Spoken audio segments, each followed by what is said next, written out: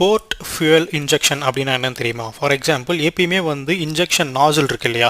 So அந்த injection நாசில் வந்து சைட்ஸில் தான் இருக்கும். ஓகே, பட் ஆனால் இந்த போர்ட் ஃபியூயல் இன்ஜெக்ஷன் சிஸ்டமில் வந்து இந்த இன்டேக் போர்ட் இருக்கு இல்லையா, அதிலே வந்து இன்ஜெக்ஷன் நாசில் வந்து வச்சிருப்பாங்க. ஃபார் எக்ஸாம்பிள் பிஸ்டன் கீழே மூவ் ஆகும்போது ஏரை வந்து உள்ளே இருந்து சக் பண்ணும் இல்லையா? ஸோ இந்த இன்டேக் மேனிஃபோல்டில் ஏர் வந்து சக் ஆகும். அப்படி சக் ஆகும்போது இந்த போர்ட் வந்து இந்த இன்டேக் போர்ட்லேயே இருக்கிறதுனால ஃபியூயல் வந்து நல்லா மிக்ஸ் ஆகிட்டு உள்ளே வரும். பட் ஆனால் இதில் வந்து ஒரு டிஸ்அட்வான்டேஜ் நான் எண்டில் சொல்கிறேன்.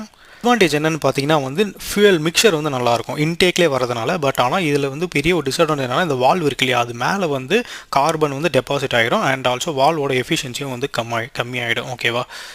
இங்கே நீங்கள் பார்க்கலாம், அது வால்வோட இந்த ஹெட்டுக்கு மேலே வந்து கரெக்டாக வந்து ஸ்ப்ரே ஆகுறதுனால நிறைய கார்பன் டெபாசிட்லாம் வந்து இந்த வால்வில் வந்து டெபாசிட் ஆகிடும். அண்ட் ஆல்சோ வால்வ் வந்து கரெக்டாக மூடாது, நிறைய வந்து கேப் இஷ்யூஸ்லாம் வரும். ஸோ அதனால் வந்து இந்த கம்ப்ரெஷனோட ப்ரெஷர்லாம் வந்து கம்மியாகும். ஓகேவா? ஸோ இதுதான். சப்ஸ்கிரைப். பாய்.